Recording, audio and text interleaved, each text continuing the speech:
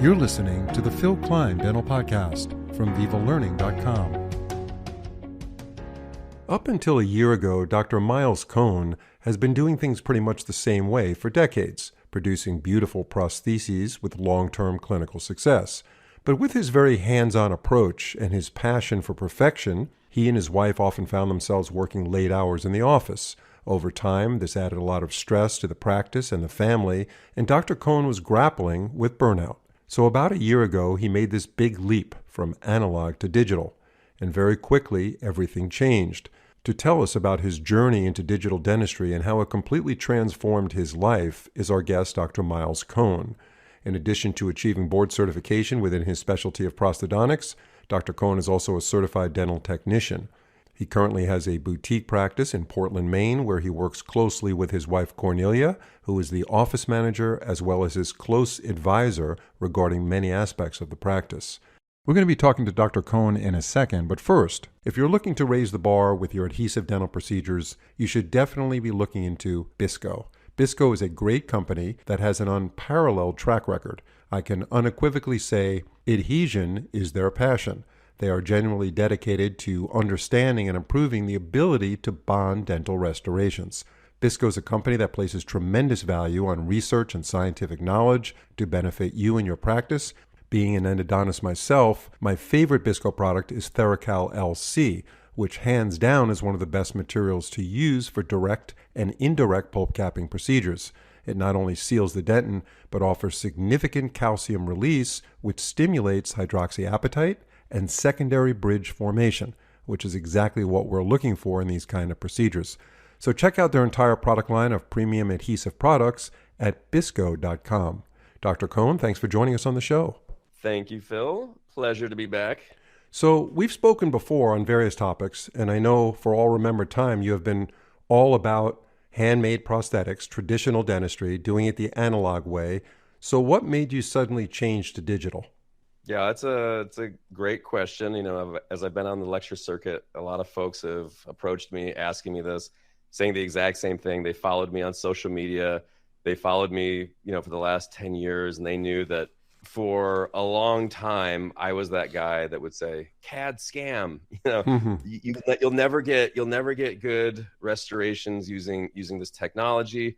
When I was in my residency, we always joked that, using an intraoral scanner and the milling machines, the restorations we would get, the fit was something akin to socks on a rooster, right? And we hated doing it. And I wanted nothing. I wanted no part of the digital technology. And, there was a point in time where I was starting to get really, really burned out, and I think every clinician's been there where they're just getting compassion burnout. They're feeling tired all the time. You start getting overworked. You've got more patients. The patients are more demanding. And everything in our practice, as you mentioned, was just all about analog, handmade. And because I'm a lab technician too, I took the brunt of that right on the chin. I was doing a lot of that work, completely on my own. And so my wife, she's our practice manager. And of the two of us in our office, we have a very small clinic. And I think we've talked about this before. We have a very small boutique clinic. She's the practice manager. She does everything that requires the real thought in the office. And I do kind of the grunt work. And she was recognizing that, I'd wake up in the morning, my nose was running, my throat was sore. And she's just like, we got to do something different. Something has to change. And so she would accompany me to a lot of my lectures when we'd go, overseas, when we'd, lecture nationally. And so she's seen all the cases that I present. So while I was doing my speech, my presentation, she'd be out, in the hallways, chatting with the vendors at the booths, seeing what was kind of new and up and coming. And that was something I usually was not a part of. So she would see all this stuff. And I remember sitting there on the plane, the ride home, and she'd say, "Hey, is there something to this digital? Speaking to some of these folks, it seems like, the technology's come a long way. Maybe this is something that we should consider." And so before I knew it, I didn't realize that she did this kind of behind my back. She made a few phone calls to a few companies. I won't get into the specifics, but we had several folks come in, several reps come in.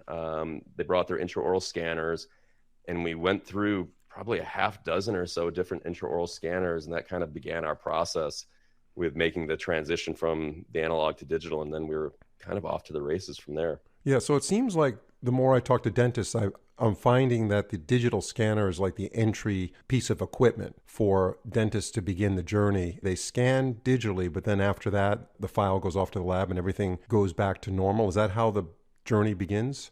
Yeah, you know, for us, that's kind of how it began. For us in the very beginning, the digital dentistry, just doing the intraoral scans, and this is something I'd recommend for anybody who wants to get into it, just the sheer volume of alginate impressions that scanning replaced for us. That was a huge component of this digital journey. You know, just that was the very first thing right out of the gate. Like, I'm not going to worry about scanning implants. And, you know, I'm a prosthodontist, so a big part of our practice is implant dentistry, dentures, big full mouth crown and bridge cases. So I didn't even start there. I was just doing the baby steps. And anybody that knows me, they know that I'm awful when it comes to the IFU, the instructions for use. I don't go through the instructions for use. I like to try to figure things out on my own.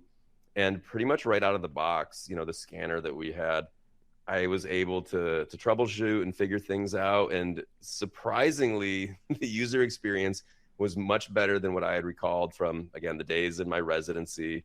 You know, and it was enlightening to see just how far that technology had come. And I had to, you know, eat a little crow and admit to my wife that she was in fact correct. And that, you know, maybe that there was something new to us. So that's kind of how we got started, was doing just entry level stuff, just replacing the diagnostic casts and, you know, screenshotting those images, sending the STL files to the labs, but not only the technicians, but the other providers, the, you know, the periodontists, the oral surgeons, the endodontists, all the folks we were working with. And my gosh, it was so the convenience of it saved us hours. I mean, hours every day. And then, you know, that became extrapolated over weeks, months. And now here we are nearly a year into this journey. And I can't begin. I mean, if I had to calculate the number of hours, I mean, it'd be difficult to do, but it's a lot. We'll be getting back to our guest in a second, but first, if you're a dentist who understands the importance of diagnostic accuracy in treatment planning, then you're probably thinking about CBCT for your practice. With the advent of CBCT, the limitations of 2D imaging and the clinical guesswork that goes with it are now things of the past. So the question is, which unit should you buy? Of course, you do your research, ask your colleagues, and talk to different companies. But before you make your final decision, check out the models by Merida. As one of the first companies to market in CBCT, Merida has refined its features for simple, accurate positioning and provides multiple acquisition modes and fields of view. Well known for remarkable image clarity, their technology will help you diagnose apical lesions, root fractures, cysts, TMJ, and so much more. So when you're ready to embrace the transformative power of CBCT, check out the state-of-the-art equipment by Merida. To learn more, visit merida.com/USA. So your wife was instrumental in encouraging you, and hats off to your wife for her being so astute to realize what the benefits are. What was it that was holding you back before that? And maybe that's the same situation for many other dentists that are out there. Was it the part of your career you were in? Was it the fact that it's just difficult to change your workflow? What was the main thing holding you back? Yeah, that's a great question. I think that's probably the question I get asked the most is, you know, I think everybody assumed that at some point I probably would make the transition to digital. And then, yeah, the big looming question was, yeah, so why didn't you do it sooner? Like, what was the big issue? And I think for me, you know, it's a, you know, multifaceted question, but I mean, we run a very small, very boutique dental clinic focused on aesthetics. And for a long time, I thought, well, this technology, it's reserved for bigger practices, you know, multi-op offices that are seeing high volume, you know, and so if I had to start thinking about the ROI for something like that, I'm like, okay, I'm seeing like 4 or 5 people a day, you know, max. On a busy day, I might see 5 people.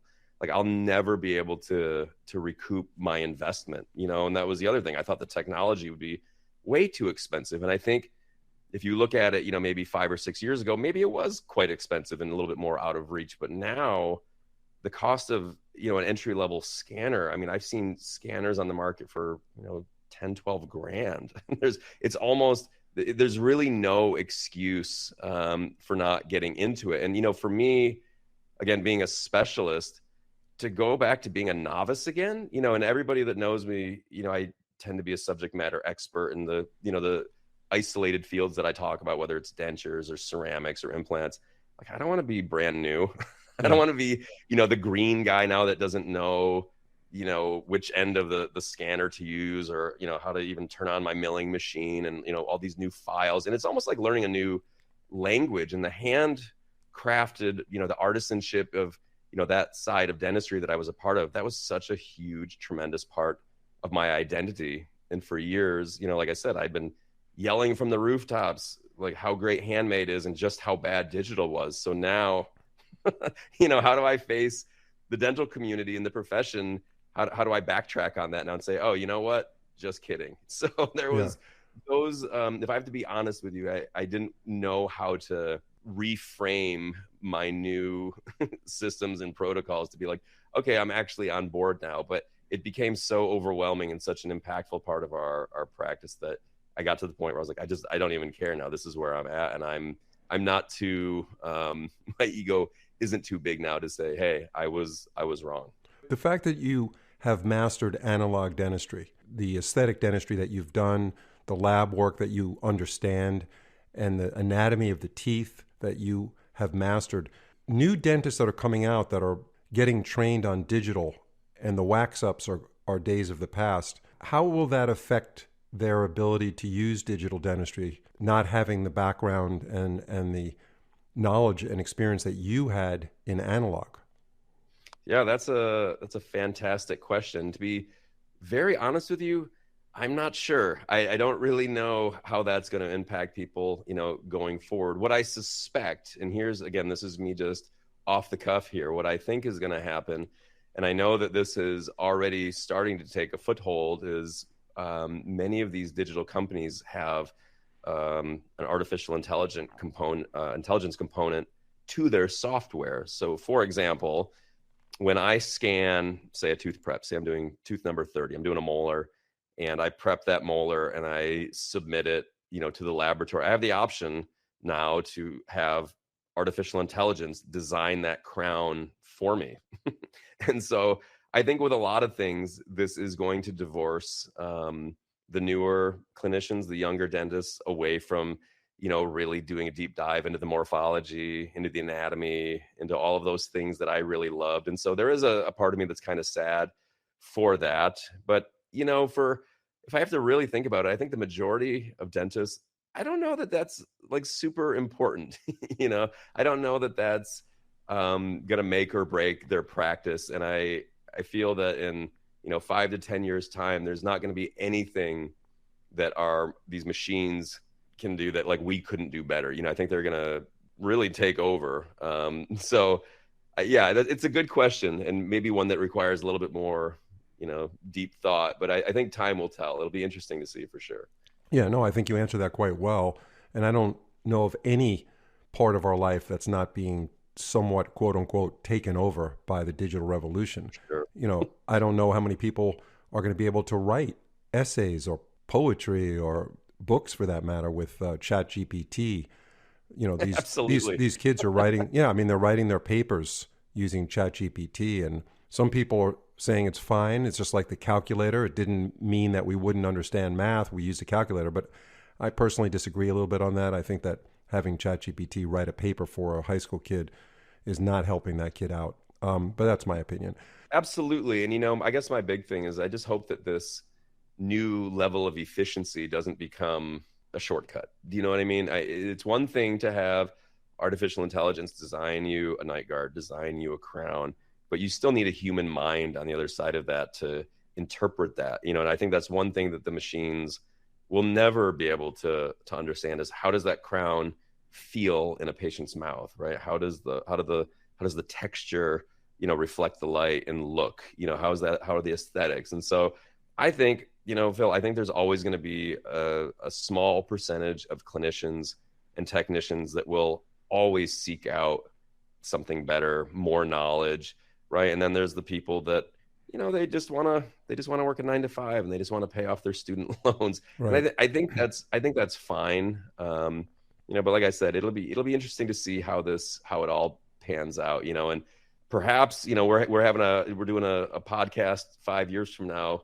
and we reflect back on this and I say, hey, gosh, AI can make a crown better than any technician. You'd be mad not to have AI make it. Why would you ever try to make it yourself? There's a friend of mine here in Austin, Texas. His name is Byron Reese. He wrote a book called The Fourth Age. Great book. It's about AI. He's an expert on AI, and he talks about artificial intelligence and whether or not, robots can become sentient, or, can they actually have feelings, and it's debatable to where the future is going to be with this. And, you mentioned that the dentist has to interpret the data, which we do now, and understand what a crown feels like and get a very good understanding of occlusion and what's best for the patient. But this book is interesting. It's really well written. I've heard this guy speak. It's called The Fourth Age. You can get it on Amazon for our audience if you're interested. Let me ask you this. So you started with the scanner, and that obviously had a significant impact on your new love for digital dentistry. Tell us about the workflow after the scanner. What was the time period where you said, okay, I'm good with the scanner, but I want more? And you kept progressing through your digital workflow into your day-to-day activities. Yeah, and that's a great question too. And one of the things when I'm speaking is, people always ask me, was the scanner like the very first thing? And for a little while I thought it was, and then I started to look back and I said, well, you know what? Actually, we've been using digital photography for a long time. I haven't used film in forever. And same with our radiographs. We've been taking digital x-rays. We've been using, cone beam technology with our implant planning. Our patient records are all digital now. And I started looking back and I was like, hey, you know what? We're almost we're already in the mix a little bit. This isn't quite as scary maybe as I thought. And sure enough, that scanner interacts seamlessly with the digital photographs, with the DICOM files from the CBCT, and the laboratories. And working with a great laboratory was key to all of this, because they take all of that data and they stitch it together and then they work with you. And this is, something I wanted to mention too, is that I know a lot of people are going to go with the AI option because it's less expensive and you can have it now, right? You can have the crown now. But I highly encourage anybody who's getting into the digital realm to find a great laboratory to help sort of chaperone you down this path when you first get started. And so that's exactly what we did. We paired up with a great digital lab. And then I remember, driving home, and they said, okay, we had an emergency patient come in, and they said, hey, Miles, we got the scan from you. We'll just shoot it right back to you. My team did the digital wax up, and I know your patient's coming in 2 days. We'll just send you over, rather than like overnighting this case to you, we'll just send you back the STL file and you just print it out and you'll have it ready there.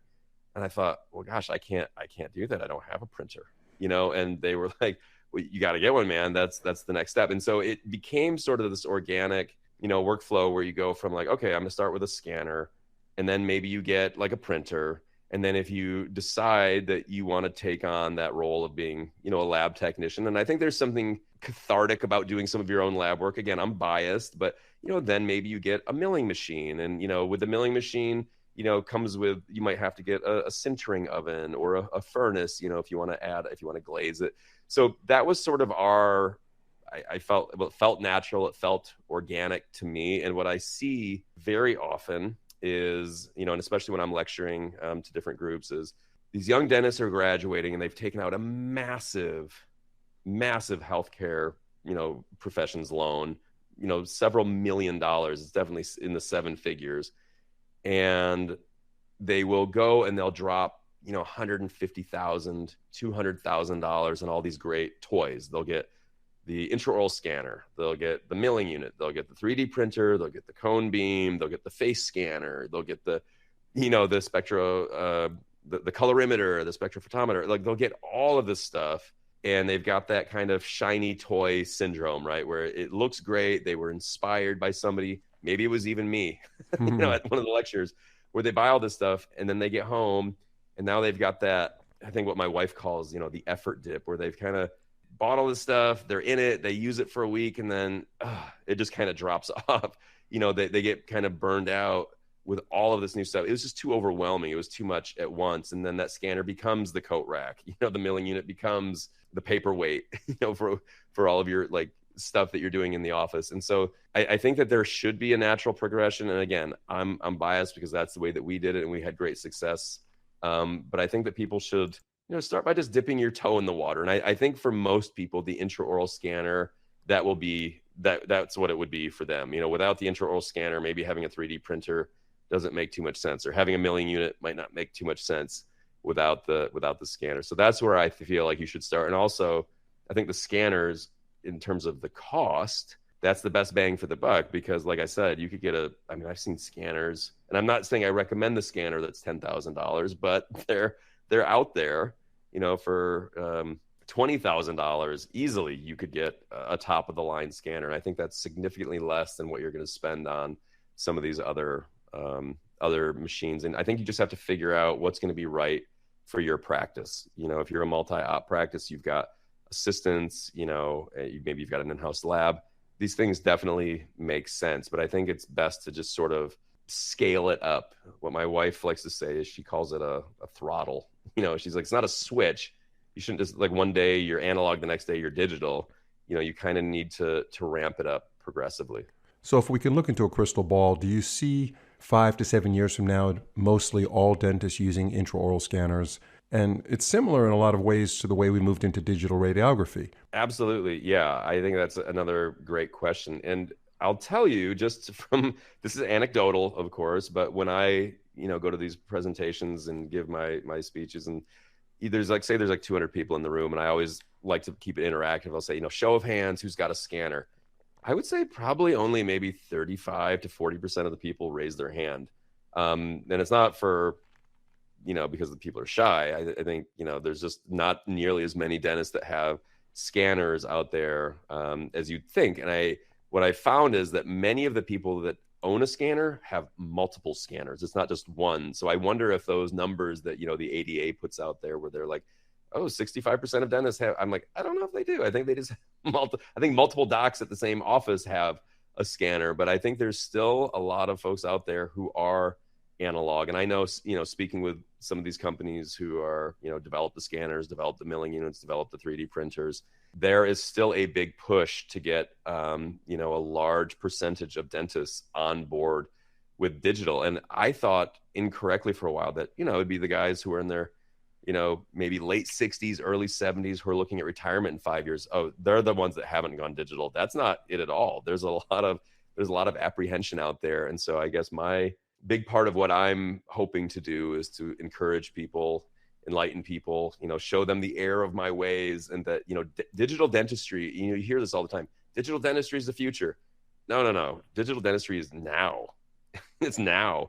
And if you aren't doing it in 3 years, I think you'll be that guy who's still talking about the virtues of having a landline, and like bemoaning all of the problems that we have with smartphones. Oh, the battery doesn't last. Oh, the reception. Oh, the screen could break. What you need is a good solid landline. Like, nobody does that anymore, right? And I think that, in 3 years, most likely 5 years, almost certainly, I think the percentage of people who do not own a scanner will be probably under 20%. I would say that's my prediction. Again, we'll see. Let's chat again in 5 years time, Phil, and we'll see if that has come to pass. For sure. So as we end this podcast, is there a way of our audience to check your lecturing schedule? Should they just Google Miles Cone, C-O-N-E, to find you? Do you have something posted? In today's age of social media, I think one of the best and fastest ways that people have to find me is just on my Instagram account, which is Miles Cone DMD. And typically there I'm posting, little stories, updates on when I'm lecturing, where I'm lecturing. To follow me and check that out. And I've been asked multiple times to put together YouTube videos and things like that. So, never say never. Again, I said never to digital, and yet here we are. So stay tuned. I know there's a lot of desire for the content. So I'm eager to please. So we'll see. And I encourage all of our listeners to visit vivalearning.com, Type in Miles, M-I-L-E-S, Cohn, C-O-N-E, and you'll see all of his content. Dr. Cohen, thank you so much as always. Great podcast, and we'll see you on future ones. Have a good one. Appreciate it. If you're enjoying this podcast, please leave a review or follow us on your favorite podcast platform. It's a great way to support our program and spread the word to others. Thanks so much for listening. See you in the next episode.